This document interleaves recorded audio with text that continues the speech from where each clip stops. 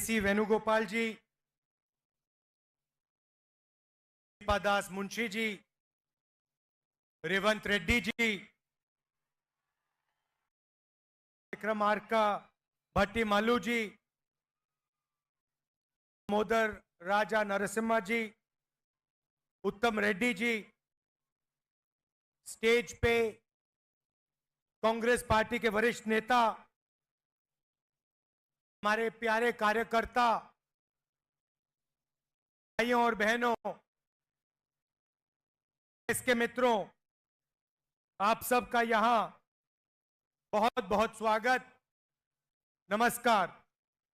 केसी वेणुगोपाल गारू, दीपा दास मुंशी गारू, रेवंत रेड्डी गारू, भट्टी विक्रमार्क गारू, दामोदर राज नरసింహ గారు, వేదిక మీద పెద్దలందరూ, నాకు ఎంతో ప్రియమైన కాంగ్రెస్ కార్యకర్తలందరూ, అక్కలు చెల్లెలు అన్నలు తమ్ముళ్ళు అందరికీ స్వాగతం పలుకుతున్నా.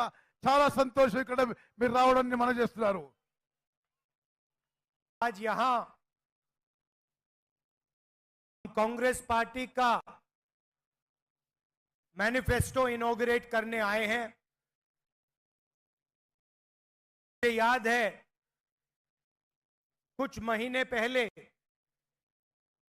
हमने तेलंगाना में आपसे वायदे किए थे, ऐसी ही मीटिंग थी, हमने अपनी गारंटीज की बात आपके सामने रखी।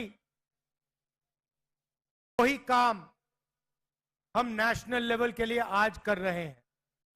కొన్ని మాసాల కింద ఇక్కడే తెలంగాణ శాసనసభ ఎన్నికల ముందు మా గ్యారెంటీలు ఇక్కడే ఆవిష్కరించినాం.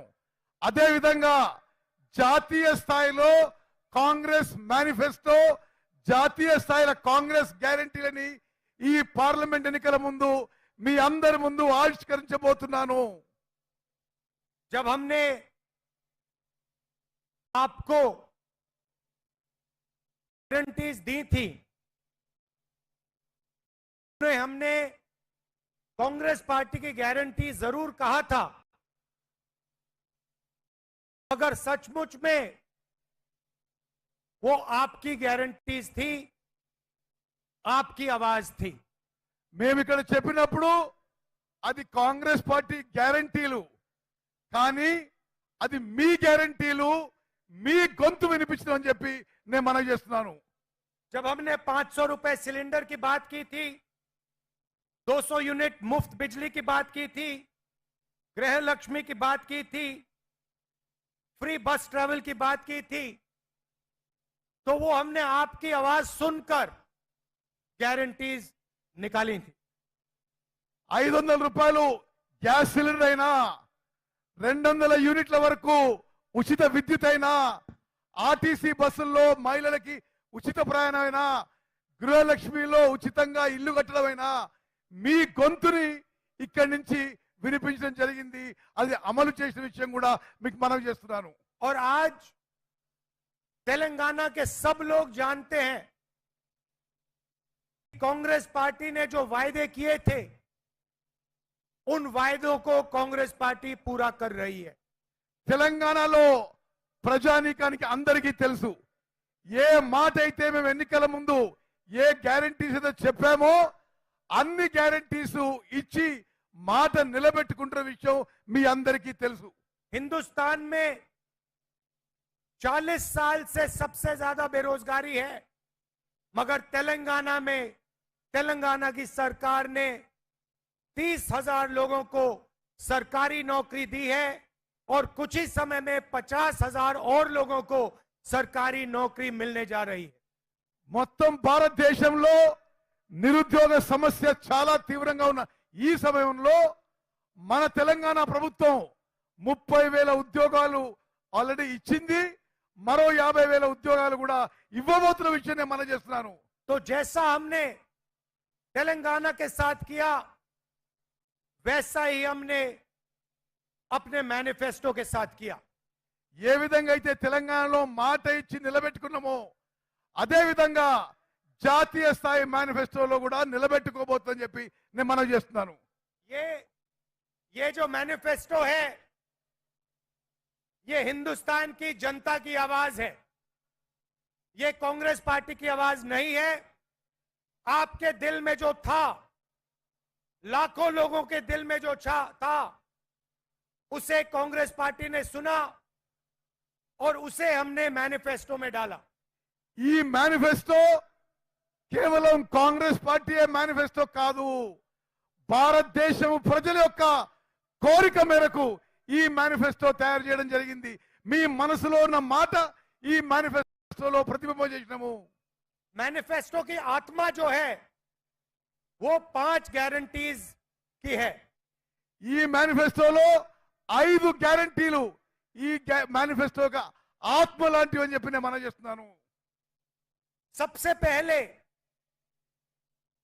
बेरोजगारी के लिए, हिंदुस्तान के युवाओं के लिए साल में 1 लाख रुपए की सैलरी वाली नौकरी हर युवा को मिलेगी। భారతదేశంలో నిరుద్యోగులందరికీ అతి త్వరలో భారతదేశంలో నిరుద్యోగులందరికీ ₹1,00,000 జీతంతో ఉద్యోగం ఇప్పించబోతున్నాము.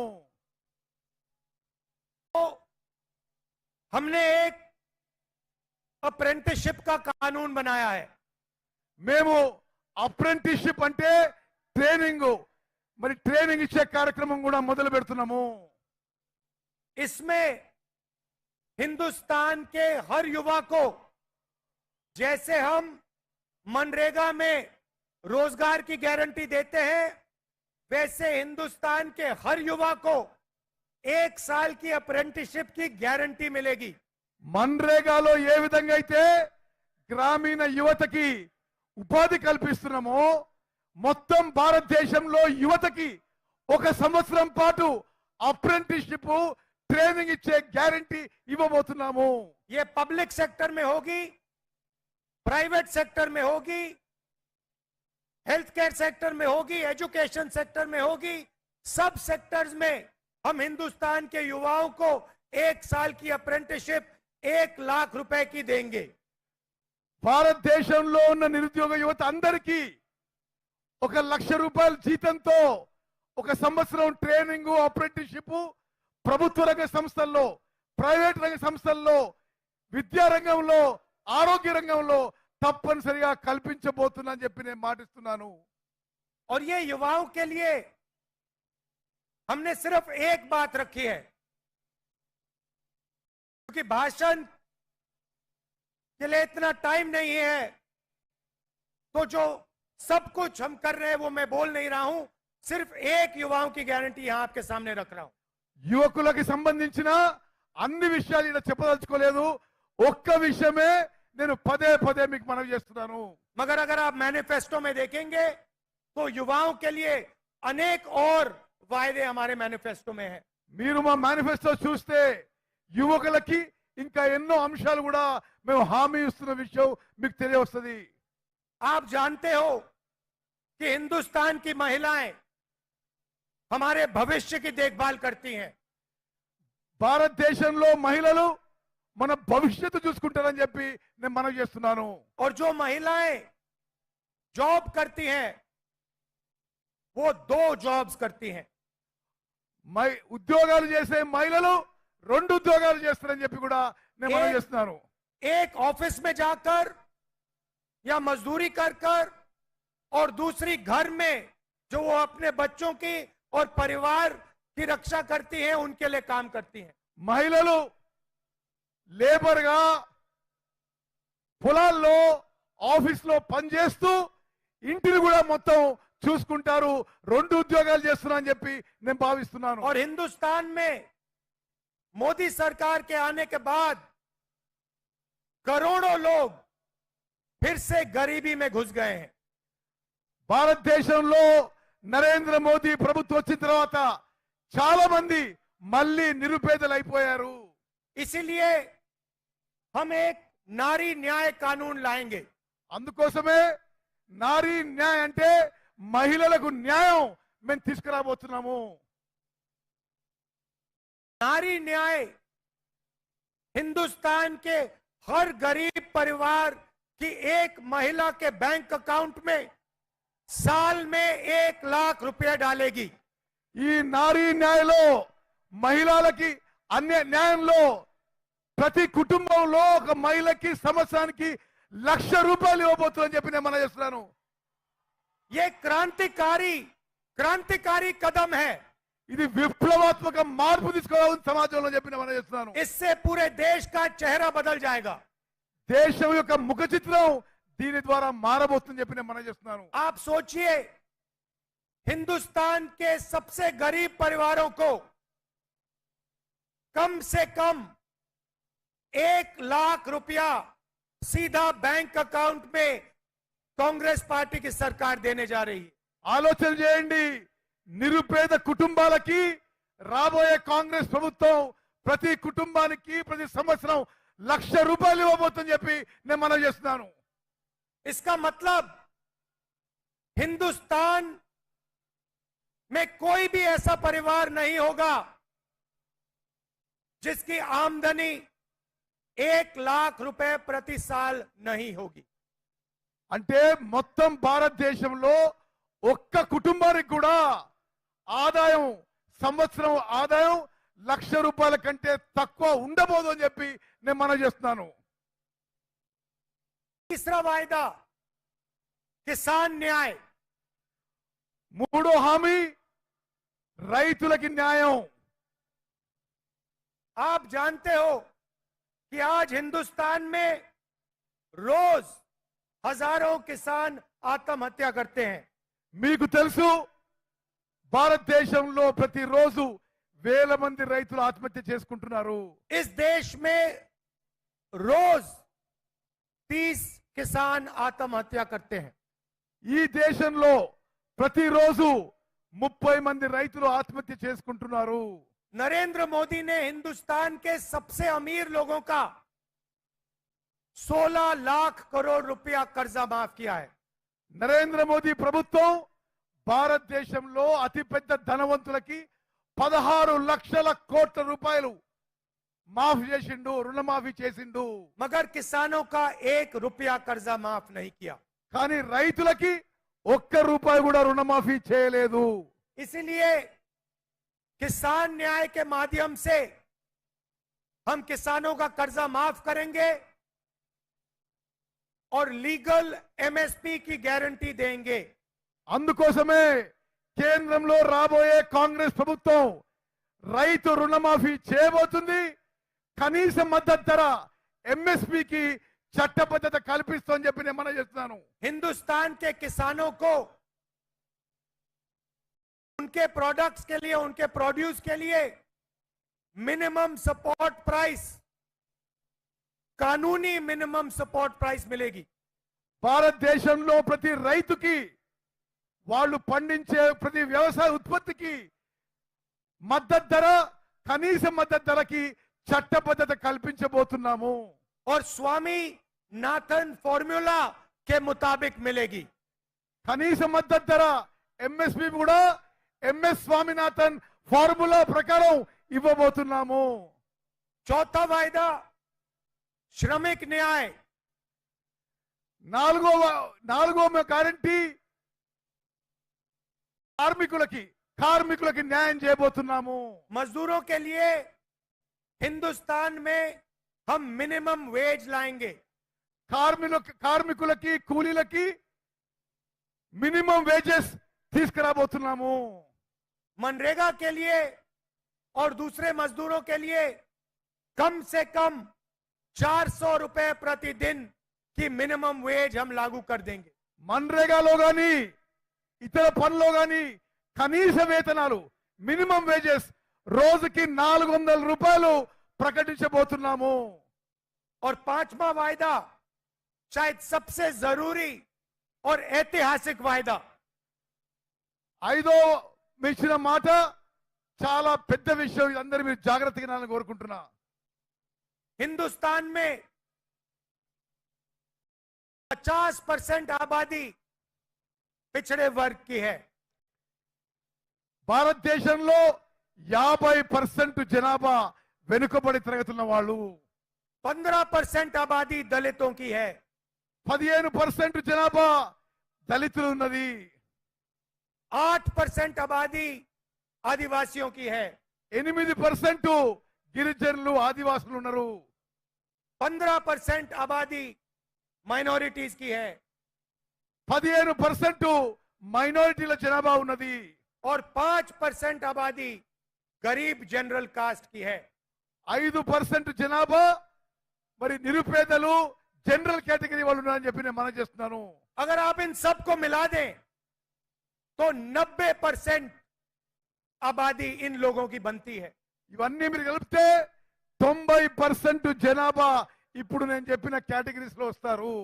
मगर आप अगर हिंदुस्तान के संस्थाओं को देखो, इंस्टीट्यूशंस को देखो, बड़ी बड़ी कंपनियों को देखो, तो इनमें से आपको कोई भी उन कंपनियों में, उन इंस्टीट्यूशंस में, उन संस्थाओं में नहीं दिखाई देता। ఈ 90% జనాభా నుంచి ఇప్పుడు వ్యవస్థలో ఇన్స్టిట్యూషన్స్ లో ఎవరు మీకు అవుపడరు। मीडिया की सबसे बड़ी कंपनी की लिस्ट निकालिए, उनके मालिकों में आपको एक पिछड़ा वर्ग का व्यक्ति, एक दलित, एक आदिवासी नहीं मिलेगा। మీడియా కంపెనీలను చూస్తే మీడియా కంపెనీ ఓనర్లు ఎవరు కూడా బీసీలు గాని, ఎస్సీలు గాని, ఎస్టీలు గాని మీకు అవుపడరు। हिंदुस्तान की सबसे बड़ी 200 कंपनियों के मालिकों की लिस्ट निकालिए, భారతదేశంలో మీరు పెద్ద కంపెనీల లిస్ట్ చూస్తే ఈ ఎరుకబడిన వర్గాలు ఎవరు అవుపడరు। उसमें आपको एक पिछड़ा वर्ग का व्यक्ति नहीं मिलेगा। భారతదేశంలో ఉన్న పెద్ద కంపెనీల్లో బీసీ, ఎస్సీ, ఎస్టీ ఓనర్స్ ఎవరు మీకు అవుపడరు। एक दलित नहीं मिलेगा, एक गरीब जनरल कास्ट का नहीं मिलेगा, एक माइनॉरिटी नहीं मिलेगा, एक आदिवासी नहीं मिलेगा। ఒక్క దళితుడు గాని, ఒక్క ఆదివాసీ గాని, ఒక్క మైనారిటీ గాని ఎవరు కూడా ఈ ధనవంతుల లిస్ట్ లో మీకు దొరకరు। हिंदुस्तान की सरकार को 90 लोग चलाते हैं, आईएएस अफसर चलाते हैं। భారతదేశం యొక్క ప్రభుత్వం 90 మంది ఐఏఎస్ అధికారులు నడుపుతారు। 50% पिछड़ों की आबादी है, 50% ఎరుకబట్టి వారు ఉన్నారు। 90 आईएएस अफसर में से सिर्फ 3 आईएएस अफसर ओबीसी वर्ग के हैं। దేశాన్ని నడిపించే 90 మంది ఐఏఎస్ ఆఫీసర్లో కేవలం 3 బీసీలు ఉన్న మాట ఇది వాస్తవము। आपकी आबादी 50% और आपकी हिस्सेदारी 5%। మీ జనాభా 50%, మీ భాగస్వామ్యం కేవలం 3% అని చెప్పి నేను మనం చేస్తున్నాను। आदिवासियों की आबादी 8%, 90 में से सिर्फ एक आदिवासी। గిరిజనులు ఆదివాసాలు 8% ఉంటే ఈ 90లో ఒక్కడే ఒక్కడు గిరిజనుడు ఉన్నాడు। दलितों की आबादी 15%, दलित अफसर 90 में से 3। 90 మందిలో దళితులు కేవలం 3, దళితుల జనాభా సంఖ్య 15% అని చెప్పి నేను మనం చేస్తున్నాను। और अगर आप बजट को देखें तो अगर 100 रुपए खर्च होता है तो दलित, आदिवासी, पिछड़े वर्ग के अफसर सिर्फ 6 रुपए का निर्णय लेते हैं। మీరు బడ్జెట్ చూస్తే ఖర్చు అయ్యే 100 రూపాయల్లో కేవలం 6 రూపాయలు బీసీ, ఎస్సీ, ఎస్టీ ఆఫీసర్స్ ఖర్చు పెడుతున్నారని చెప్పి నేను మనం చేస్తున్నాను। तो सच्चाई ये है भाइयों और बहनों कि हिंदुस्तान की 90% आबादी की इस देश में हिस्सेदारी है ही नहीं। అంటే దేశంలో 90% జనాభా ఉన్న బీసీ, ఎస్సీ, ఎస్టీ మైనారిటీలకి దేశంలో సరి అయిన భాగస్వామ్యం లేదు అని చెప్పి నేను మనం చేస్తున్నాను। किसी को चोट लगती है तो पहला काम डॉक्टर कहता है एक्सरे कराओ। ఎవరికన్నా ఏమైనా దెబ్బ తాకితే డాక్టర్ ముందేమంటాడు, ఎక్స్రే చేసుకురా అని అంటాడు। एक्सरे से सच्चाई दिख जाती है। ఎక్స్రేతోని నిజం బయటికి వస్తుందని చెప్పి మనం చేస్తున్నాను। एक्सरे के बाद डॉक्टर सही निर्णय ले सकता है। ఎక్స్రే తీసుకున్న తర్వాతనే డాక్టర్ సరి అయిన నిర్ణయం తీసుకోగలుగుతాడు। इसीलिए हमने वायदा किया है कि जैसे ही हमारी सरकार आएगी, जो हमने तेलंगाना में किया, जाति जनगणना को हम पूरे देश में इंप्लीमेंट कर देंगे।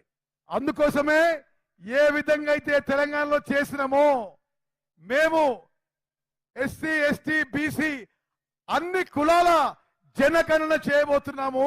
క్యాస్ట్ సెన్సస్ చేయబోతున్నా అని చెప్పి నేను మనవి చేస్తున్నాను. देश का एक्सरे कर देंगे, दूध का दूध, पानी का पानी हो जाएगा. భారతదేశం ఒక ఎక్స్రే తీసి ఏది నిజమో అది బయటపడాలని మేము కోరుకుంటున్నాము. पिछड़े वर्ग को, दलितों को, आदिवासियों को, गरीब जनरल कास्ट के लोगों को, माइनॉरिटीज को पता लग जाएगा कि इस देश में उनकी भागीदारी कितनी है.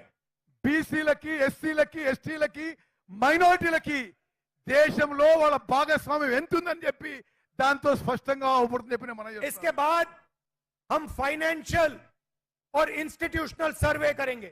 అదే విధంగా ఆర్థిక పరమైన వ్యవస్థాపకమైన సర్వే కూడా చేయించబోతున్నాము. ये पता लगाएंगे कि हिंदुस्तान का धन किसके हाथों में है, कौन से वर्ग के हाथ में है. ఈ విధంగా భారతదేశం యొక్క ధనము ఏ వర్గం దగ్గర ఉంది, ఎక్కడుందో మేము తెలుసుకుంటాము. और इस ऐतिहासिक कदम के बाद हम क्रांतिकारी काम शुरू करेंगे. ఈ చారిత్రాత్మక అడుగు వేసిన తర్వాత కొన్ని విప్లవాత్మక మార్పులు తీసుకురాబోతున్నాము. जो आपका हक बनता है वो हम आपके लिए आपको देने का काम करेंगे. మీ హక్కు అయితే ఏది ఉందో మీ హక్కు ప్రకారం మీకు ఇవ్వబోతున్నాని చెప్పి నేను మనవి చేస్తున్నాను. चाहे वो मीडिया हो, ब्यूरोक्रेसी हो, हिंदुस्तान की सब संस्थाएं हो, वहां हम आपकी जगह बनाकर आपको हिस्सेदारी देंगे. భారతదేశంలో ఉన్న అన్ని సంస్థలు, బ్యూరోక్రసీ కానీ, మీడియా కంపెనీలు కానీ, ఇతర సంస్థల్లో కూడా ఎవరి భాగస్వామ్యం ఎవరికి వచ్చే విధంగా మేము అడుగులు తీసుకుంటామని చెప్పి నేను మనవి చేస్తున్నాను. भाइयों और बहनों, आप जानते हो कि यहां आपके पिछले चीफ मिनिस्टर ने सरकार कैसे चलाई थी. మిత్రులారా, మీకు తెలుసు గతంలో ఉన్న ముఖ్యమంత్రి ఏ విధంగా ప్రభుత్వం నడిపించిందో మీరు చూసిండ్రు. हजारों लोगों के उन्होंने फोन टैप किए వేల మంది ఫోన్లు ట్యాపింగ్ చేసిండు. और यहां की जो इंटेलिजेंस की एजेंसीज थी, टैक्स की एजेंसीज थी, पुलिस थी, उनका उन्होंने गलत उपयोग किया.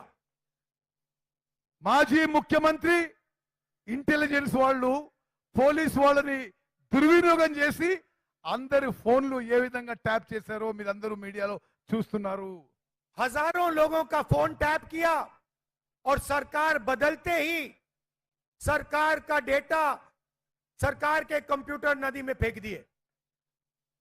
వేల మంది ఫోన్లు ట్యాపింగ్ చేసి ప్రభుత్వం మారగానే ప్రభుత్వం దగ్గర ఉన్న గత ప్రభుత్వం డేటా మొత్తం కూడా ధ్వంసం చేశారు. मगर जो उन्होंने सरकार चलाई थी, डराकर, धमकाकर, एक्सटॉर्शन करके उन्होंने आपसे आपका धन छीना था. గత ప్రభుత్వంలో మిమ్మల్ని భయపెట్టించి బలవంతపు వసూలు చేసి సమాజంలో భయంతో నడిపించిన విషయం మీరు గమనించాలి. रात को फोन कॉल आता था, आपको धमकाया जाता था और आपसे पैसे, आपके पैसे छीने जाते थे, आपसे लूटे जाते थे. రాత్రిపూట ఫోన్ కాల్ వచ్చేది, మీ ధనం మరి బలవంతంగా వసూలు చేయించబడేదని చెప్పి నేను మనవి చేస్తున్నాను. आज तेलंगाना में कार्रवाई शुरू है और सच्चाई आपके सामने है. తెలంగాణలో కాంగ్రెస్ ప్రభుత్వం పని మొదలుపెట్టింది, నిజం మీ ముందుందని చెప్పి నేను మనవి చేస్తున్నాను. जो यहां आपके पिछले चीफ मिनिस्टर ने किया, वो दिल्ली में प्रधानमंत्री और बीजेपी के लोग कर रहे हैं. ఇక్కడ మాజీ ముఖ్యమంత్రి పని అయితే చేసిండో ఢిల్లీలో నరేంద్ర మోదీ ప్రభుత్వం కూడా అదే పని చేస్తుందని చెప్పి నేను మనవి చేస్తున్నాను. जिसको पहले इन्फोर्समेंट डायरेक्टरेट कहा जाता था, वो आज एक्सटॉर्शन डायरेक्टरेट बन गया है. గతంలో ఎన్ఫోర్స్మెంట్ డైరెక్టరేట్ అనే కేంద్ర సంస్థ ఇప్పుడు ఎక్స్టార్షన్ డైరెక్టరేట్ అంటే బలవంతపు వసూళ్ల డిపార్ట్మెంట్ గా మారింది. बीजेपी दुनिया की सबसे बड़ी वॉशिंग मशीन चला रही है. బీజేపీ ప్రపంచంలోనే ఒక వాషింగ్ మిషన్ నడిపిస్తుంది. और देश के सबसे भ्रष्ट मंत्री, सबसे भ्रष्ट नेता नरेंद्र मोदी जी के साथ खड़े हैं. దేశంలో అత్యంత అవినీతి పరులు, అవినీతి మంత్రులు అందరూ కూడా నరేంద్ర మోదీతో నిలబడ్డారు. ఎలా इलेक्शन कमीशन में नरेंद्र मोदी जी ने लोग बैठाए। ఎలక్షన్ కమిషన్ లో కూడా నరేంద్ర మోదీ తన తొత్తులను పెట్టిండు. और दुनिया का सबसे बड़ा स्कैम इलेक्टोरल बॉन्ड्स का स्कैम है। ప్రపంచంలోనే అతిపెద్ద కుంభకోణం ఎలక్ట్రల్ బాండ్స్ కుంభకోణం అని చెప్పి నేను మనం చేస్తున్నాను. पैसा दो धंधा लो, పైసలు వసూలు చేసి వ్యాపారం బిజినెస్ ఇచ్చిన చరిత్ర బీజేపీ ప్రభుత్వం చెప్పి నేను మనం చేస్తున్నా. इलेक्टोरल बॉन्ड्स की आप लिस्ट निकालिए और उसमें साफ दिखता है। మీరు ఎలక్ట్రల్ బాండ్స్ అంటే పొలిటికల్ పార్టీస్ కి మరి బాండ్స్ ఇచ్చిన వాళ్ళు లిస్ట్ చూస్తే వాళ్ళ వ్యాపారాలు వాళ్ళ బాండ్స్ కి ఏ సంబంధం ఉందో స్పష్టం అవుతుంది చెప్పి నేను మనం చేస్తున్నాను. एक दिन सीबीआई कंपनी को धमकाती है, उसी महीने वही कंपनी बीजेपी को करोड़ों रुपए पकड़ा देती है। సిబిఐ సంస్థ వ్యాపారస్తులను వ్యాపార కంపెనీని భయపెట్టించి అదే నెల ఆ కంపెనీ బీజేపీకి ఎలక్ట్రల్ బాండ్ ద్వారా డొనేషన్ చేసే ఉదాహరణలు ఎన్నో అని చెప్పి నేను మనం చేస్తున్నాను. हजारों करोड़ रुपए का इंफ्रास्ट्रक्चर प्रोजेक्ट कंपनी को मिलता है, उसी से 15-20 दिन पहले कंपनी बीजेपी को करोड़ों रुपए पकड़ाती है। వేల కోట్ల ప్రాజెక్టులు వేల కోట్ల ఇన్ఫ్రాస్ట్రక్చర్ ప్రాజెక్టులు వాళ్ళ దగ్గరున్న వాళ్ళకి సంస్థలకు ఇచ్చి ఎలక్ట్రల్ బాండ్ ద్వారా వసూలు చేసుకుంటున్నారు. कांग्रेस पार्टी के सारे बैंक अकाउंट बंद कर दिए। కాంగ్రెస్ పార్టీకి చెందిన బ్యాంక్ అకౌంట్లు అన్ని కూడా ఈ బీజేపీ ప్రభుత్వం సీజ్ చేసింది, మూసేసిన విషయం మీకు తెలవాలి. मगर हम इन लोगों से नहीं डरते हैं। అయినా సరే మేము భయపడేది లేదు. यहां पे हमने बीजेपी की बी टीम को हराया, आने वाले चुनाव में हम ए टीम को हराने जा रहे हैं। తెలంగాణలో బీజేపీ బి టీం ని ఓడించినాం, ఇప్పుడు దేశంలో బీజేపీని ఓడించబోతున్నాము. कॉन्स्टिट्यूशन हिंदुस्तान के सब लोगों की रक्षा करता है। రాజ్యాంగం భారతదేశ ప్రజలకి రక్షణ కలిగిస్తుంది. चाहे वो दलित हो, आदिवासी हो, पिछड़े लोग हो, माइनॉरिटी के लोग हो, गरीब हो, सब लोगों की रक्षा कॉन्स्टिट्यूशन करता है। రాజ్యాంగం ద్వారానే దళితులు, ఆదివాసీలు, మైనారిటీలు, బీసీలు వీళ్ళందరి రక్షణ మన రాజ్యాంగం చేస్తుంది. बीजेपी कॉन्स्टिट्यूशन को रद्द करना चाहती है। బీజేపీ కేంద్రంలో రాజ్యాంగాన్ని రద్దు చేయదలుచుకున్నది. हम कॉन्स्टिट्यूशन को कभी नहीं रद्द होने देंगे। మేము రాజ్యాంగాన్ని రద్దు చేయనీయము. ये लड़ाई कॉन्स्टिट्यूशन और लोकतंत्र को बचाने की लड़ाई है। ఇప్పుడు మనం కొట్లాడే ఈ కొట్లాట రాజ్యాంగాన్ని ప్రజాస్వామ్యాన్ని కాపాడుకుందామని చెప్పి నేను మనం చేస్తున్నాను. नरेंद्र मोदी जी 3-4% लोगों के लिए काम करते हैं। నరేంద్ర మోదీ 3-4% ఉన్న జనాభా వాళ్ళకి పెద్దలకే పనిచేస్తున్నాడు. उनके पास मीडिया, धन, इंटेलिजेंस एजेंसीज, सीबीआई, ईडी सब कुछ है। నరేంద్ర మోదీ దగ్గర పైసలు ఉన్నాయి, మీడియా ఉంది, పెద్ద పెద్ద సంస్థలు ఉన్నాయి, కేంద్ర ప్రభుత్వ సంస్థలు సిబిఐ, ఈడీ అన్ని ఉన్నాయి. हमारे पास सच्चाई और जनता का प्यार, మా దగ్గర కేవలం జనం యొక్క ప్రేమ, మీ ప్రేమ, నిజం మాతో ఉందని చెప్పి నేను మనం చేస్తున్నాను. और जीत सच्चाई और जनता की होती है। గెలుపు నిజంతో మరి మాతో ఉంటుందని చెప్పి నేను మనం చేస్తున్నాను. आखिरी बात, मैनिफेस्टो में हमने फिशिंग कम्युनिटी के लिए, मछुआरों के लिए भी जबरदस्त काम किया है। మేనిఫెస్టోలో అన్ని కమ్యూనిటీలు కూడా సరి అయిన న్యాయం చేసినామని చెప్పి నేను మనం చేస్తున్నాను. डीजल की सब्सिडी और आपके लिए, फिशरमैन के लिए कोऑपरेटिव बैंक हम लागू करेंगे।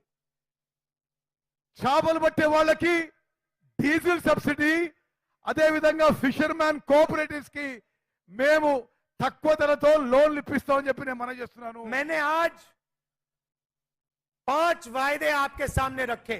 నేను మీ ముందు ఐదు మాటలు ఐదు హామీలు మీ ముందు ఉంచాను.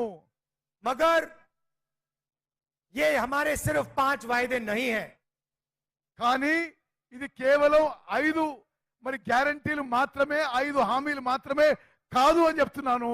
युवाओं के लिए मैंने आपको सबसे बड़ा वायदा आपके सामने रखा, मगर 5 और वायदे हैं.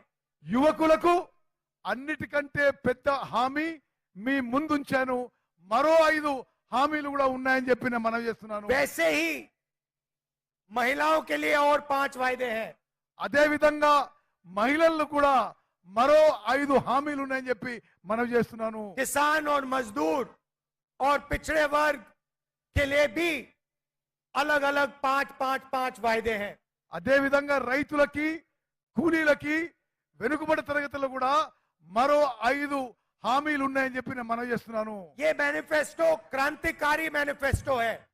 ఇది విప్లవాత్మక రెవల్యూషనరీ మేనిఫెస్టో అని చెప్పి నేను మనవి చేస్తున్నాను. ये हिंदुस्तान के चेहरे को बदलने वाला मैनिफेस्टो है. ఇది భారతదేశం యొక్క ముఖ చిత్రం మార్చబోతుంది చెప్పి నేను మనవి చేస్తున్నాను. और ये हमारा मैनिफेस्टो नहीं है, ये हिंदुस्तान की आत्मा का मैनिफेस्टो है, आपका मैनिफेस्टो है. ఇది మా మేనిఫెస్టో కాదు, ఇది మీ మేనిఫెస్టో, భారతదేశం ప్రజల యొక్క ఆత్మకి చెందిన మేనిఫెస్టో అని చెప్పి నేను మనవి చేస్తున్నాను. हमने आपकी मन की बात सुनकर, आपके जो दिल में है उसे सुनकर, उसे समझकर ये मैनिफेस्टो बनाया है. ప్రజల యొక్క హృదయాల్లో మాట విని, వారి బాధ విని ఈ మేనిఫెస్టో తయారు చేయడం జరిగింది. और इस मैनिफेस्टो को आप लोग ध्यान से पढ़िए, ध्यान से देखिए. ఈ మేనిఫెస్టోని చాలా జాగ్రత్తగా చదవండి అని చెప్పి నేను విజ్ఞప్తి చేస్తున్నా. क्योंकि अगर आप इसको अच्छी तरह देखेंगे तो आपको पता लगेगा कि ये मैनिफेस्टो हिंदुस्तान को बदल सकता है. మీరు జాగ్రత్తగా చదివితే మీకు అర్థమవుతుంది, భారతదేశం యొక్క ముఖ చిత్రం ఈ మేనిఫెస్టో మార్చేస్తుంది, మీ జీవితాల్లో వెలుగులు నింపుతుంది చెప్పి गरीबों की, किसानों की, महिलाओं की, युवाओं की जिंदगी बदल सकता है. నిరుపేదలు, రైతులు, మహిళలు, కూలీలు అందరి జీవితాల్లో వెలుగులు నింపే మేనిఫెస్టో అని చెప్పి నేను और आप ये भी जानते हो, तेलंगाना में बहुत अच्छी तरह जानते हो, अगर कांग्रेस पार्टी आपसे ऐसे वायदे करती है तो कांग्रेस पार्टी उन वायदों को डिलीवर कर देती है.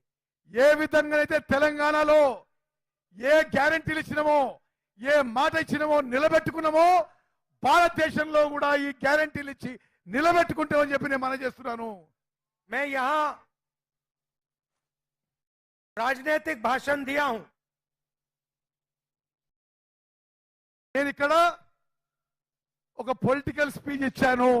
मगर मेरा और आपका रिश्ता राजनीतिक नहीं है. కానీ నాకు మీకున్న సంబంధం రాజకీయాలకు అతీతంగా ఉందని చెప్పి నేను మనవి చేస్తున్నా. मेरा और आपका रिश्ता पारिवारिक रिश्ता है, मोहब्बत का रिश्ता है. నాకు మీకున్న బంధం ఒక కుటుంబంలో ఉన్న బంధం, ప్రేమ ఆత్మీయత ఉన్న బంధం అని చెప్పి నేను మనవి చేస్తున్నాను.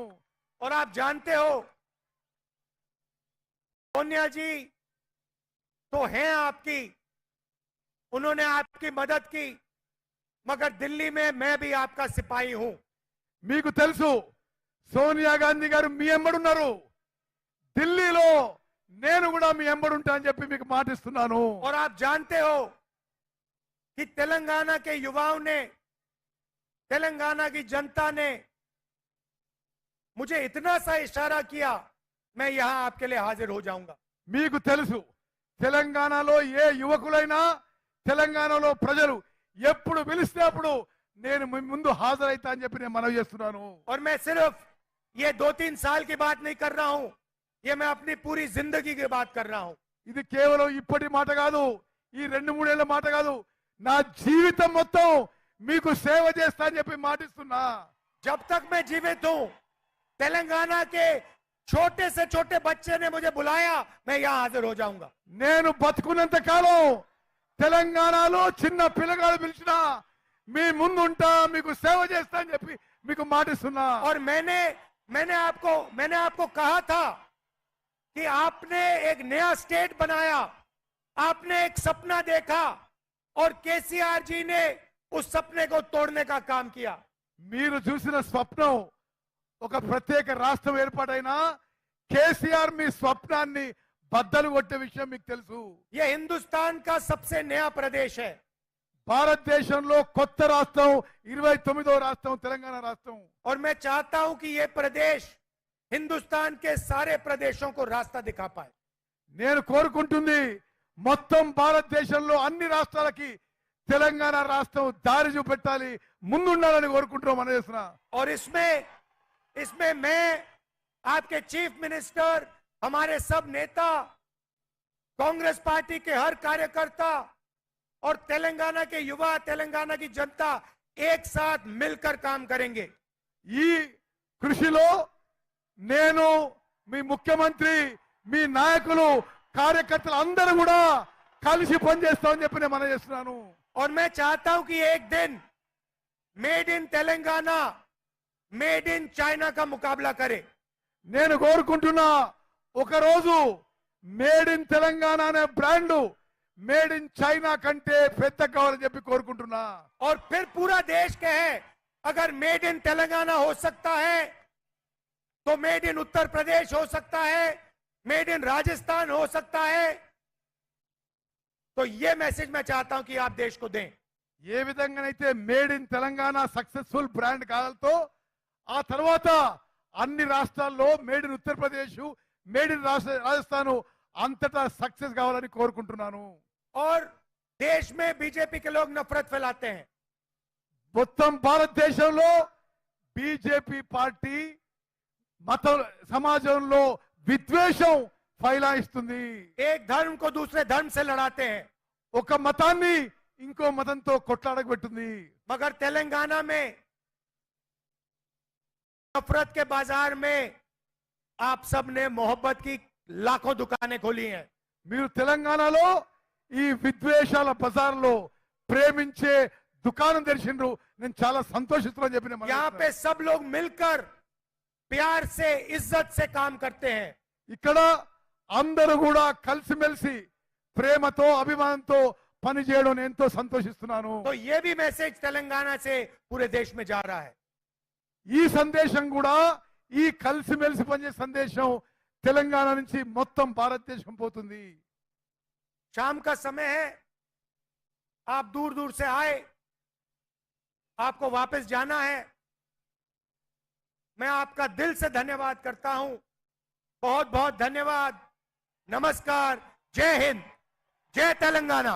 మీరు చాలా దూరం నుంచి వచ్చారు. మీ అందరికీ పేరు పేరున నా ధన్యవాదాలు తెలియజేస్తున్నాను. మిత్రులారా, అందరు చేతులెత్తాలి. రాహుల్ గాంధీ గారి నాయకత్వం, రాహుల్ గాంధీ గారి నాయకత్వం. మిత్రులారా, ఇప్పుడు ఒక రాష్ట్రంలో జరుగుతున్న కొన్ని విషయాల్లో ఉత్తమై ఇప్పుడు మన ప్రియతమ నాయకులు రాహుల్ గాంధీ గారు రేపు జరగబోయే పార్లమెంట్ ఎన్నికల్లో కాంగ్రెస్ పార్టీ తరఫున నిలబడే మన అభ్యర్థులందరితో కూడా మరి కలవటం, వారందరితో పాటు వారు ఫోటో సెషన్ ఇప్పుడు జరుపుతారు. అందరం కలుసుకొని ఈ ఎన్నికల్లో గొప్ప మెజారిటీతో ఈ